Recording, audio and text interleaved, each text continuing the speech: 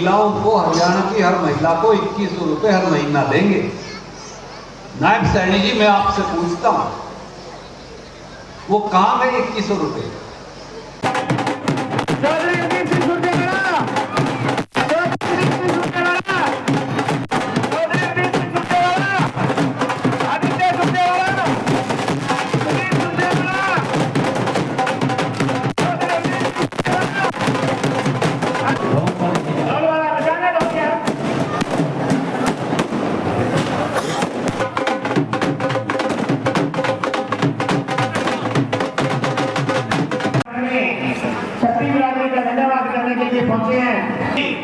महीने में 2 महीने में किसी प्रकार की जैसे कोई भी ग्रांट है, एक आधी बात में निकल देंगी। मैं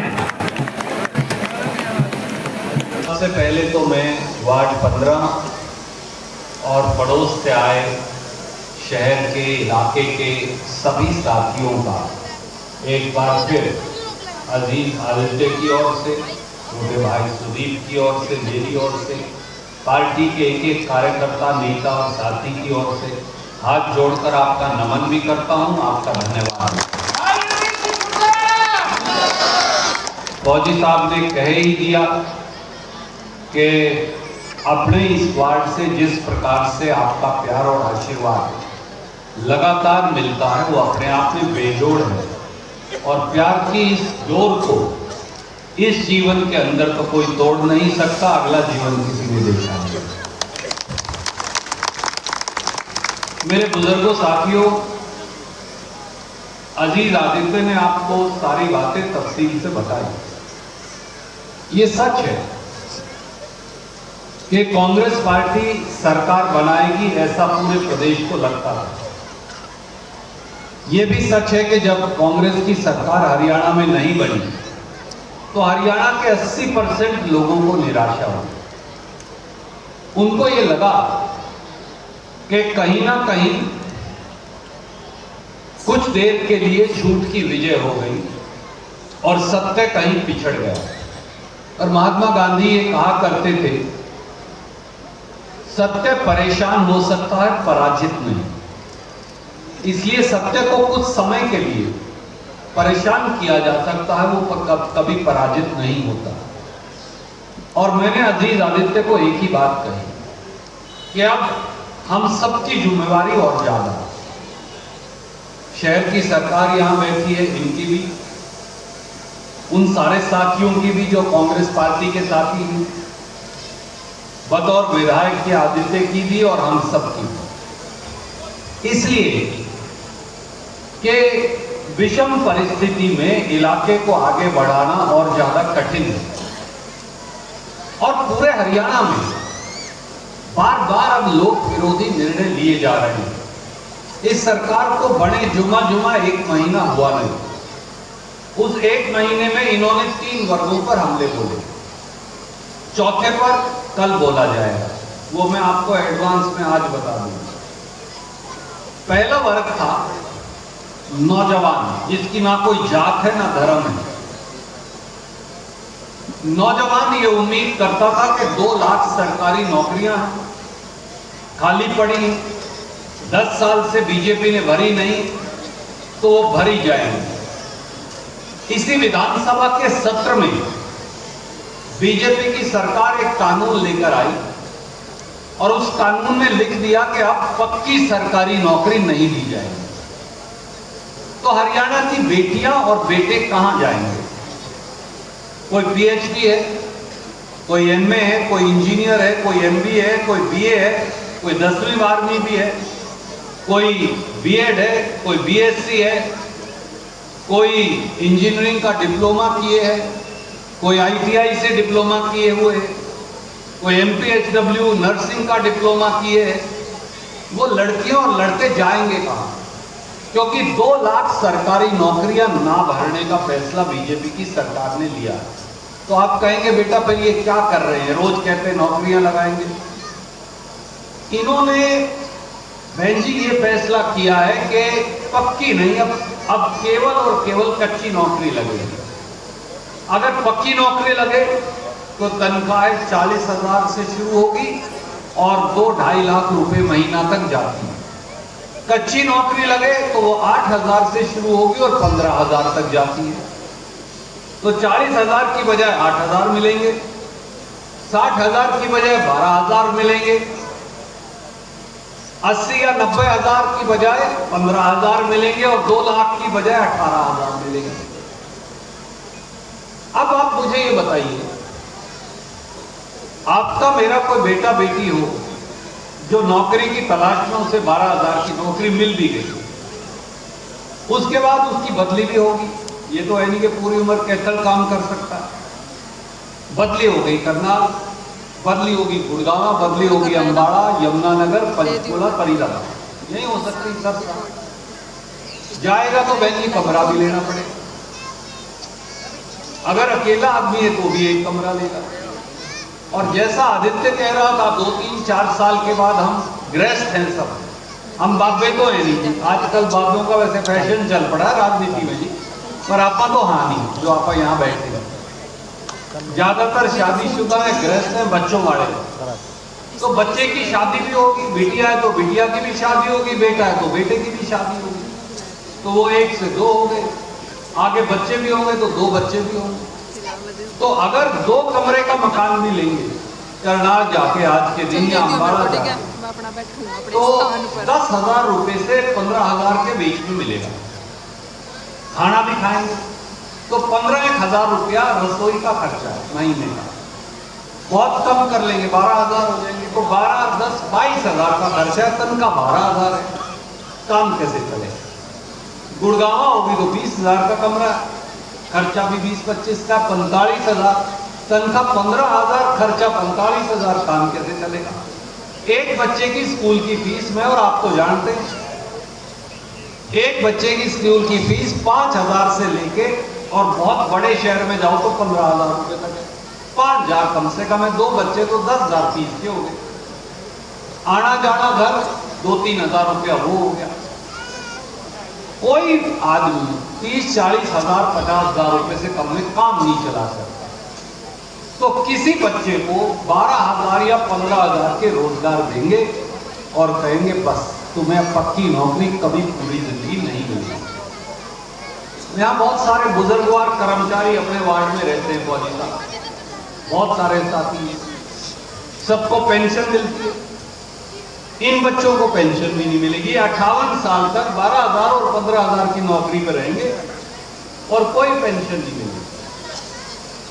अगर किसी की मृत्यु हो जाए या एक्सीडेंट में कोई ऐसी हादसा हो जाए, 1 पैसा फूटी कोड़ी परिवार को नहीं मिलेगा। अगर कोई मर जाए तो परिवार के किसी आदमी को नौकरी नहीं मिलेगी। और एससी और बीसी समाज को कोई आरक्षण नहीं मिलेगा। इकोनॉमिकली वीकर सेक्शन जो ब्राह्मण समाज या दूसरे समाज है जिन्हें ईडब्ल्यूएस मिलता है, उन्हें ईडब्ल्यूएस नहीं मिलेगा। खिलाड़ी और फौजी को आरक्षण नहीं मिलेगा। तो आप क्या करेंगे? ये नौजवानों के लिए कानून बनाया है। एक एमएलए ने खड़े होकर उसका विरोध किया, वो आपका एमएलए था।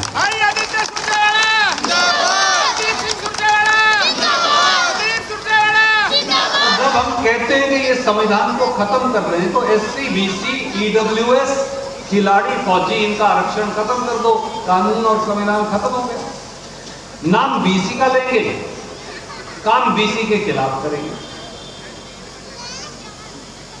दूसरा कानून लेकर आए, नगर परिषद के साथी बैठे, फौजी साहब भी हैं, पंडित जी भी हैं, दिनेश भाई भी, बाकी सारे साथी भी बैठे।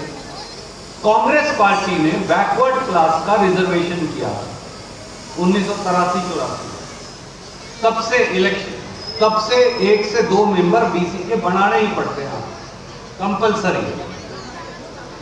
इन्होंने एक नया कानून बना दिया, उसमें लिखा कि नगर पालिका में या पंचायत में या जिला परिषद में अगर बैकवर्ड क्लास का रिजर्वेशन करना है तो पहले उनकी जनसंख्या गिननी होगी। और जनसंख्या में भी, जैसा आदित्य कह रहा था, अगर जांगड़ा समाज के 100 घर हैं तो 50 गिनो, अगर सैनी समाज के 50 घर हैं तो 25 गिनो, अगर गुज्जर समाज के 25 घर हैं तो 12 गिनो, अगर कश्यप समाज के 40 घर हैं तो 20 गिनो, तो कांग्रेस पार्टी के सबसे नौजवान विधायक ने नायब सैनी जी से पूछा, सैनी साहब आप, जब मैं पूरा आदमी हूं, ये बत्रा साहब बैठे ये भी पूरे आदमी हैं, आगे ढांडा साहब मंत्री बैठे वो भी पूरे हैं, आगे आपके अरविंद शर्मा जी बैठे वो भी पूरे हैं, तो बैकवर्ड क्लास के आदमी आप देख कैसे? हम बाकी सब पूरे हैं, हमारे तो 100 में से 100 घर गिने जाएंगे, और अगर आप सोनी साहब के समाज से हो तो आपके हाथे गिने जाएंगे। क्यों? वो भी बराबर के हैं, मैं भी बराबर का हूं। कोई मित्तल लिखता है, कोई सोनी लिखता है, कोई सिंह लिखता है, कोई शर्मा लिखता है, कोई जांगड़ा लिखता है, कोई कश्यप लिखता है। तो बिल्लू जांगड़ा को आधा गिनने का या सोनी साहब को आधा गिनने का क्या औचित्य है? कोई जवाब सरकार के पास नहीं। पहली बार हिंदुस्तान की किसी सरकार ने यह कानून पारित किया कि अगर आप बैकवर्ड क्लास हो तो आपकी जनसंख्या आधी गिनी जाएगी। पर्ची बैकवर्ड क्लास की लेते हैं। जब पर्ची लेनी हुई है, बहुत बड़ी बात है। मैंने अपनी पूरी जिंदगी में, मुझे 40 साल साहब राजनीति में हो गए, 40 साल में मैंने नहीं देखी ये बात। अगर कांग्रेस की कोई सरकार ये कानून पारित कर देती तो ही मुद्दी मार देते अब तक। ये कैसे कह सकते हो? आपके जांगड़ा 2 की बजाय 1 गिनाएंगे, या कश्यप को, या सुनार को, या सैन को, या तेली को, या नाई को, या धोबी को, या सोनी को, या सैनी को हम आपदा गिनेंगे। ये कैसे कह सकते? बल्कि आपके विधायक ने तो ये भी कहा, सैनी साहब आप अपने समाज के साथ अन्याय कर रहे। वो यहां आए, फिर पूछा, मैंने फिर पूछा, मैंने फिर पूछा, कोई जवाब। आप कैसे कर सकते हैं ये गरीब समाज के साथ? और वो कर रहे हैं। बैकवर्ड क्लास का नाम लेके वोट चाहिए, पर उनकी संख्या आती नहीं। हमने तो ऐसा कोई कानून में अल्टीमेटली क्या होगा, कोई उसे चुनौती देगा, वो अलग बात है। तीसरा हमला इन्होंने कर रखा है, एक एससीबीसी पर, एक नौजवान पर, तीसरा हमला किसान पर। किसान केवल ये कह रहा है, इस बार आप में से बहुत सारे साथी ग्रामीण पृष्ठभूमि के भी, इस बार जीरी 2300 की बजाय 2000 की बिकी, 1800 और 1700 की भी बिकी है। बासमती अपने जिले में लगती है, कुरुक्षेत्र, करनाल, अंबाला में लगती है। बासमती 1200 रुपए क्विंटल कम बिकी। 11-21 बासमती, 11-23 बासमती, 1509 बासमती 700 रुपए क्विंटल से 1000 रुपए क्विंटल कम बिकी। 1000 रुपए क्विंटल कम बिकी है पिछले साल के मुकाबले। डीएपी खाद मिलती नहीं, लोगों ने 19-19 2-2 हजार रुपए का कट्टा खरीदा। कहां जाए? अब वो कह रहे हैं कि एमएसपी की गारंटी का कानून दो, उनको जूते मारने, उनके इतने बड़े बड़े इन्वेस्टर लगा रखे हैं। 100 आदमी अगर पैदल चल के, मैं आपसे पूछता हूं, मैंने पूछा, संसद के अंदर भी पूछा, मोदी जी वहीं बैठे थे, मोदी जी ये बताओ अगर 100 आदमी पैरे चल के चले जाएंगे तो दिल्ली को क्या खतरा हो जाएगा? उनकी पगड़ियां क्यों रोड़ रहे हो, उनकी दाढ़ियां क्यों फाड़ रहे हो आप? भाई अगर हम उनमें से कोई उग्रवादी है या कोई हथियार ले जा रहा है, आप चेक कर लो, मत जाने दो। कोई अपराधी है उसको रोक लो। पर क्या हिंदुस्तान के लोग, किसानों को छोड़ दीजिए, हिंदुस्तान के लोग अपनी राजधानी में अपनी बात कहने नहीं जा सकते? हाँ, वो 10 लाख ले जाते हो आप, होवे 10 लाख नहीं ले जाने देंगे। दिल्ली में 10 लाख, हालांकि दिल्ली में 1 करोड़ आदमी रोज जाते हैं, तो 10 लाख भी समझ सकते हैं वहां। पर कोई नहीं, आपको हम 10 लाख नहीं ले जाने देंगे, हम तो 100 ले जाएंगे। आप 100 को हर रोज डंडे मार रहे हो। आज भी अशोक गैस चलाया आपने, ये क्या? चौथा हमला महिलाओं पे होने वाला कल। एक कर दिया, एक करेंगे। कर दिया क्या? ब्याह का सीजन है, साह चलने लग रहा, आपको भी शादी में जाना होगा जरूर आज कहीं ना कहीं। 1500 रुपए से जो ज्यादा का कपड़ा है बहन, अब उस पर 18% टैक्स लगाएंगे, 5% से बढ़ा। क्यों साहब? आज अगर टी शर्ट लेने, जैसे मैं जैकेट पहन रहा हूं, ये भी लेने जाओ तो ये भी 1500 से ज्यादा की आती है। कोई महिलाओं का सूट ये पीछे बैठे नैन साहब कह रहे हैं आज मैं इधर संपत्ति लेकर आए थे, सस्ते सस्ता सूट 1800 का है। ये पीछे बैठ के बताने लग रहे महिलाओं का कोई भी सूट, कोई शॉल अच्छा जो इसमें ऊन हो, कोई भी 2000 रुपए से कम का आता है। अच्छा कपड़ा ब्याह का कोई खरीदने जाएंगे, अब तो जी 50-50 हजार की आ रहे, चलो तुम तो चर्चा नहीं करता। पर 1600 अगर 1501 रुपए कपड़ा तो 18% क्यों? कोई जवाब नहीं। और 2500 टपते ही 28% टैक्स क्यों नहीं? तो गरीब आदमी कहां जाएगा? अपना नौकरी पेशा आदमी अपना घर कैसे चलाएगा? और ये कह के सरकार दी थी कि महिलाओं को, हरियाणा की हर महिला को 2100 रुपए हर महीना देंगे। नायब सैनी जी, मैं आपसे पूछता हूं वो कहां गए 2100 रुपए? तो सरकार बने 100 महीना हो गया, कल प्रधानमंत्री जी आएंगे, बोले कल देवांगे, चलो कल भी निकल जाएगा, देख लेंगे। इन्होंने सरकार ये कह के ली थी हाँ सब महिलाओं को 2100 रुपए महीना का देंगे।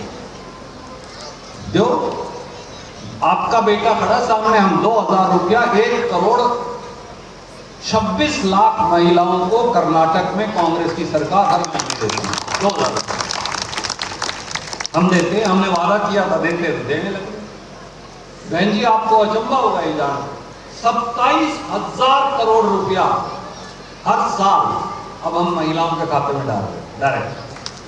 27,000 करोड़ रुपया।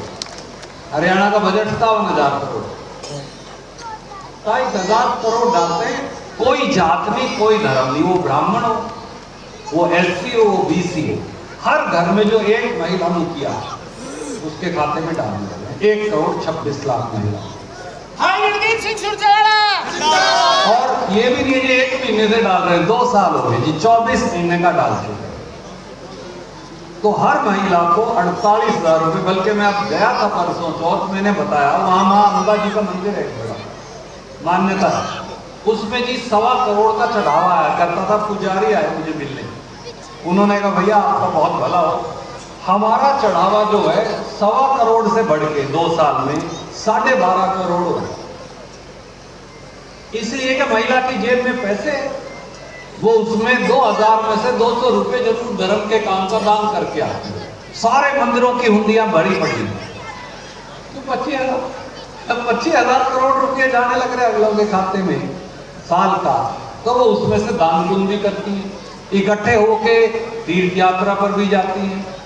1-2 शराबी आदमी मुझे गाड़ी भी दे देते हैं कि सूझे वाला आता हरियाणा से, ये मेरी जो धर्मपत्नी है उसको इंडिपेंडेंट कर गए, वो मेरे से पैसे नहीं मांगती, मुझे उससे लेने पड़ते। ये कभी ना कभी हरियाणा में भी आपको लागू करके दिखाएंगे, मेरा आपसे वचन। तो मैं आपसे और लंबी बात ना करके केवल ये कहना चाहता हूं, मैं मानता हूं समय कठिन है, पर मैं आपसे वचन देता हूं, वो रणदीप हो, वो आदित्य हो, हम तो केवल 2, या सुदीप हो, हम तो 3 आदमी, हमारा कोई महत्व नहीं, करने वाला वो मालिक है। आपका आशीर्वाद और प्यार रहे। ये हमारे एमसी साहिबान साथी बैठे हैं जो इस शहर की सरकार चलाते हैं, हम सब मिलकर अपने शहर का विकास और तरक्की भी करवाएंगे, और पूरे हरियाणा समेत कैथल की जो समस्याएं होंगी उसके लिए लड़ना पड़ा तो आगे आकर अपनी छाती पर लाठी खाकर आपके लिए लड़ेंगे, आपके सुख दुख में 24 घंटे साथ खड़े रहेंगे। बहुत बहुत शुक्रिया, जय हिंद, धन्यवाद, सबको राम राम, और एक बार फिर सबका बहुत बहुत धन्यवाद।